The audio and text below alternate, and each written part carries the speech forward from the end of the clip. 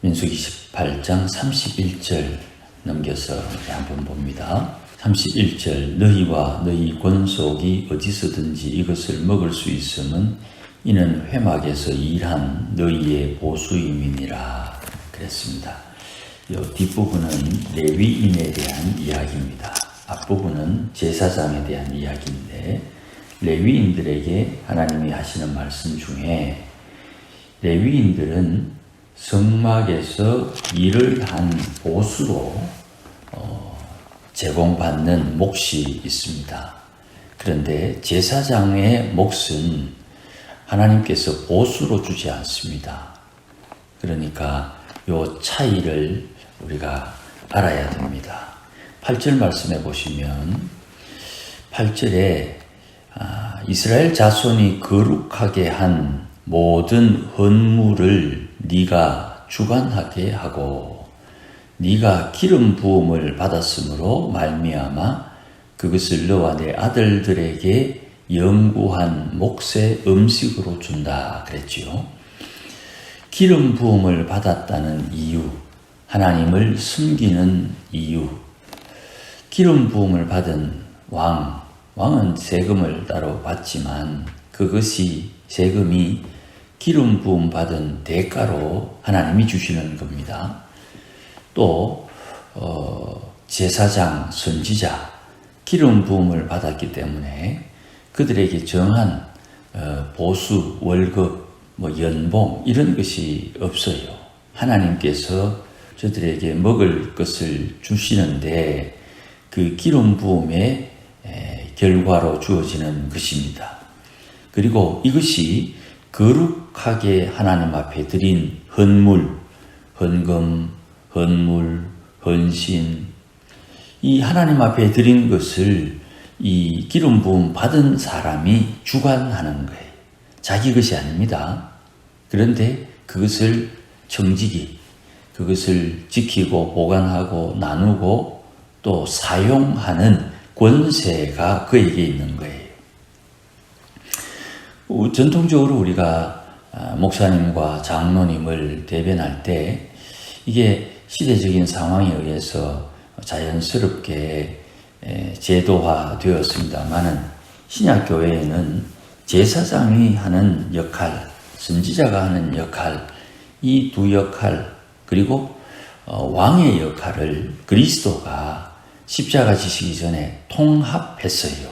예수님께서 그리 하신 겁니다. 그래서 그 전통을 따라 교회가 모두가 다 선지자로서 왕 같은 제사장의 역할을 하지요. 성도에게 주신 기본적인 권세요, 능력입니다. 그러니까 교회에 목사가 있고 장로가 있고 또 다른 직분자, 총칭해서 집사라 그럽니다마는 안수 집사가 교회의 직분자로 세워지는 것은 그들에게 이 세 가지의 역할, 그것을 감당하게 하는 거예요. 어제도 봤습니다마는 레위인과 제사장이 합동하여 하나님의 일을 감당하는 것입니다. 그리고 제사장과 레위인은 같은 레위 지파지만 그들이 받은 직임이 달라요. 그래서 이 전통, 구약의 율법의 전통을 가지고 있는 이스라엘 백성들 가운데 하나님의 교회가 창설되고 난 뒤에 그 제도가 유사하지만 신학적인 배경이 조금 달라요. 자, 그러면 소위 제사장으로 총칭되는 왕 같은 제사장의 목사가 그가 하나님의 교회를 대표한다 그랬지요. 그 대표한다는 것의 특징은 기름 부음을 받은 것과 하나님의 헌물을 주관하는 데 있어요. 이걸 이제 우리 시대 말로 바꾸면 목사가 교회에서 세 가지의 정당한 권한을 시행합니다. 그것은 첫 번째 말씀을 증거하는 강도권, 두 번째는 교회의 재정을 총괄하는 재정권, 세 번째, 교회에 봉사할 수 있는 사람들을 세우고 뽑는 인사권, 이 세 개가 담임 목사에게 주어져 있어요. 그러니까 재정부가 돈을 지출하지만 그 재정부의 돈 지출은 담임 목사의 사인이 없으면 지출하게 되면 불법이 되는 것입니다. 이게 교회의 전형적인 구조예요. 그 이유는 기름 부음을 받았다는 것 때문에 그래요. 목사로 하나님 앞에 부름을 받았다. 그럼 목사다워야지. 그것은 다른 문제예요. 목사답고 목사답지 못한 문제는 하나님이 그 목사와 개인적으로 처리할 문제예요. 그리고 그는 그에게 주어진 직분에 따른 위임된 권한, 그것을 사용해서 하나님의 교회를 섬기게 되는 거예요. 그래서 제사장에게 주어진 몫은 눈에 보이는 것은 없어요. 손에 잡히는 것도 한정되어 있어요. 그러나 모든 거룩한 헌물, 하나님 앞에 드려진 것을 주관하는 것은 목사에게 있는 거예요. 여기에 쓴다, 저기에 쓴다, 이것을 했으면 좋겠다, 저것을 했으면 좋겠다. 토의는 다양하게 할 수 있으나 결정하는 것은 목사가 하는 거예요. 그는 장로에게 주어진 권세가 아니에요. 이걸 이제 세상 살다 보니까 니만 하나 나도 한다. 그게 이제 아론이 되고 고라가 되는 거예요.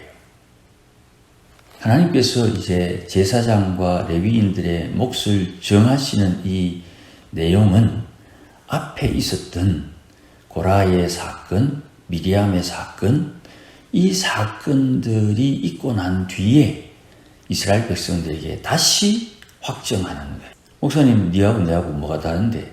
이게 아니다 이 말이에요. 기름 부음에 대한 책임을 하나님께서 목사에게 찾는 거예요. 그 하나님을 두려워하는 목사가 조심해야지. 사람들이 모른다고 지 마음대로 하면 하나님하고 나중에 결산할 때 그는 뒷감당 못할 거예요. 그리고 오늘 본문 19절 20절에 보면 19절 말씀은 앞부분에 9절에서 8절에서 18절 말씀을 통합해서 요약하는 것이고 20절은 또 다른 하나님의 약속을 의미합니다. 계속 이어서 말씀드리면 19절 말씀에 모든 성물은 제사장의 몫이에요. 그런데 이 제사장에게 몫을 정한 것은 소금 언약이다 그랬어요. 하나님과 제사장과 제사장의 후손에게 주시는 하나님의 언약. 이 언약이라는 말은 생명을 대변하는 또 다른 표현입니다. 약속을 말하지요. 옛날에 주신 약속, 옛날에 주신 언약, 구약. 새로 주신 약속, 새로 주신 언약, 신약. 그 언약이라는 말은 약속보다 더 큰 뜻이 있어요. 소금 언약. 소금이 음식을 부패하지 않도록 하고 맛을 내지요. 그리고 소금은 소독하는 데 사용을 합니다. 또 치료하는 데도 사용을 해요. 그러다 보니까 하나님께서 소금 언약 할 때는 첫째, 변치 않는다. 이게 제일 큰 의미가 있고요. 두 번째는 혹 어리석은 일이 있어서 좀 잘못되어도 회복하게 한다. 치료한다. 이런 의미도 있고요. 또 소금은 하나님께서 하시고자 하는 것을 더 풍성하게 한다. 소금이라는 것이 다양한 역할을 하는데 이 역할을 하나님과 제사장 사이에 언약으로 사용해 주셨습니다. 20절 말씀을 보시면 또 하나님께서 아론에게 말씀하시는데 이스라엘 땅, 가나안 땅에 들어갔을 때에 땅은 기업으로 받을 수 없다. 그러나 하나님이 너의 기업이 된다. 이렇게 이제 제사장에게 언급을 합니다. 그러니 제사장은 땅에 살고 있으나 땅에 관심이 없고 땅이 주어진 것은 한정되어 있어요. 자기들이 살 땅, 자기들이 활동할 땅 어느 정도 도피성을 중심으로 제공됩니다. 그러니까 제사장은 하나님에게 요구하는 그런 특권이 주어져 있어요.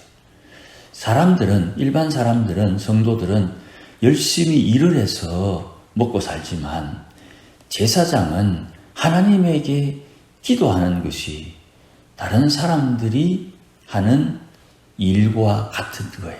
하나님 앞에 기도하는 것이 제사장이 가져야 되는 방법이요, 능력이 되는 거예요. 물론 하나님 앞에 예배를 주관하는 것, 그건 제사장만이 할 수 있어요. 그러니 우리가 잘 생각해야 되는 것입니다. 목사가 주일날 일한다고 생각해요. 목사가 하는 모든 행위는 주일날 일이 아닙니다. 하나님을 섬기는 봉사입니다. 그런데 주일날 모든 것이 다 봉사라 해서 목사가 상점 가서 돈을 주고 음식물을 산다. 그건 안식일 어기는 거죠.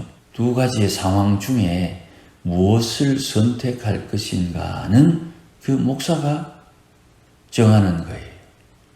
그리고 그 행위에 대해서 하나님은 심판하는 거죠. 그러니 목사가 할 일과 하지 않아야 될 일을 깨닫고 안 할 일은 안 하고 할 일은 해야 되는 거예요. 그것을 세상 누구가 잘했다 못했다 평가할 수 있는 권한을 받은 사람이 없다 그랬지요. 지 마음대로 하고 우리는 우리 마음대로 뭐 하고 아닙니다. 권세자에게 준 하나님 앞에 받은 사람이 해야 할 일을 하나님이 정한다 이 말이죠. 하나님께서 기름 부음 받은 이에 대한 대우가 달라요.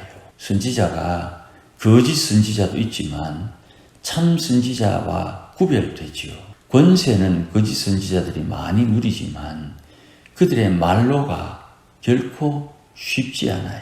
하나님께서 우리에게 주시는 말씀을 스스로 잘 묵상하고 깨달아야 됩니다.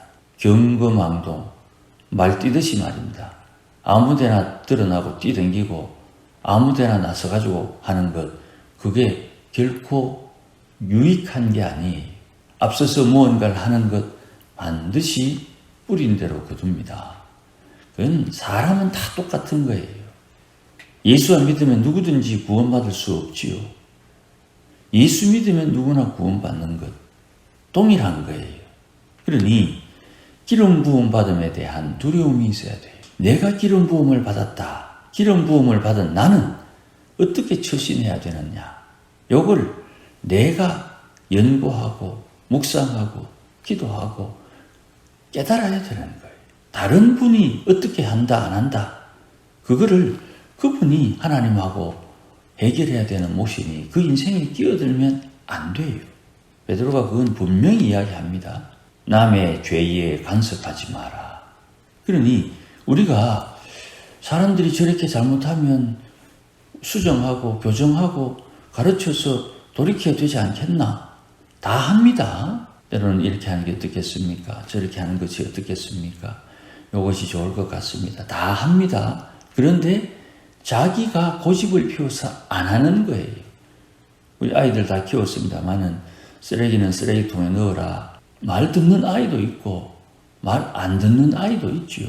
고집신 애는 안 하고 고집 안 쉬고 순종적인 애는 하고 사람들이 다 그런 유형이에요. 기름 부음을 특별하게 생각하는 것이 중요합니다. 목사를 목사로 대우하는 것을 강요하는 게 아니에요. 목사를 세우신 하나님, 장로를 세우신 하나님, 그 하나님이 저분 마음에 임재해 계신다 이 말. 성도를 볼 때 성도 안에, 예수 믿는 성도 안에 구원받은 표로 주신 성령께서 함께 한다는 것을 절대 놓치면 안 돼요. 그 하나님인데 막말하고 그 하나님인데 함부로 하고 하나님 내인데 복 달라. 이게 뭔가 안 맞잖아요. 그게 성경에 나온다는 말입니다. 오늘 본문에. 기름 부음 받은 자에게 주시는 하나님의 대접이 다르다는 말입니다. 우리 시대는 복잡한 시대니까 이것저것 생각할 것이 많지만 단순하게 그 많은 일들을 풀어가는 근본 원리, 바람이 불면 농약 칠 때 바람의 내 등 뒤에서 불어오도록 바람을 쳐야, 용약을 쳐야 내가 농약에 중독이 되지 않죠. 그게 원리 아닙니까? 그런 것처럼 하나님이 주시는 원리, 기름 부음이 있느냐 없느냐, 그 기름 부음 받은 자와 받지 못한 자의 차이, 이것을 잘 살펴야 됩니다. 그러니 오늘 본문에 하나님께서 제사장의 분깃 기업이다 하면 하나님을 기업으로 삼는 제사장은 하나님 앞에 예배하고 기도함으로 자기의 땅에 사는 삶을 풍요롭게 하는 지혜가 생겨야지 많이 가져오느라 많이 내놔라 그건 아니라 이 말입니다. 거기에는 욕심을 두거나 마음을 두지 않아야 돼요. 근심은 있을 수 있으나 죄가 우리를 찾아오고 미혹이 우리를 찾아오거나 올 수 있으나 선택은 하나님의 말씀을 따라해야 되는, 그러므로 이 두 차이를 잘 이해해서 하나님 앞에 우리가 어떻게 처신하는 것이 좋은지, 하나님 앞에 어떤 것이 지혜로운지, 하나님 앞에 아름답게 칭찬받는 상급을 준비하는 사람이 되어야 되는 것입니다. 이것이 은혜가 함께하기를 주의 이름으로 축복합니다. 기도하십시다. 주님 고맙습니다. 기름 부음이 우리에게 있으니 기름 부음을 따라 하나님이 기뻐하는 삶을 살도록 도와주시고, 신약의 성도에게 기름 부음을 허락하셔서 왕같은 제사장으로 선지자로 부르셨으니 우리 각자에게 주신 선물을 따라 받은 은사에 따라 하나님을 섬기며 봉사하며 하나님 앞에 기도함으로 우리가 하나님 앞에 약속대로 받을 상급 잘 준비할 수 있도록 은혜를 주옵소서. 지나간 때가 족하다 하셨으니 지나간 것은 지나간 대로 하나님 앞에 용서를 받을 것이나 혹이라도 천에 하나 만에 하나 우리가 어긋나게 뿌린 것 하나님 앞에 회개하며 하나님 앞에 겸손해서 주님께서 우리를 구원하신 이후에 우리에게 주신 하나님의 약속을 따라 하늘의 상급 잘 준비하는 하나님의 권속들이 되도록 복을 다하여 주시고 합당한 삶을 살도록 역사하여 주옵소서. 예수님의 이름으로 기도하옵나이다. 아멘.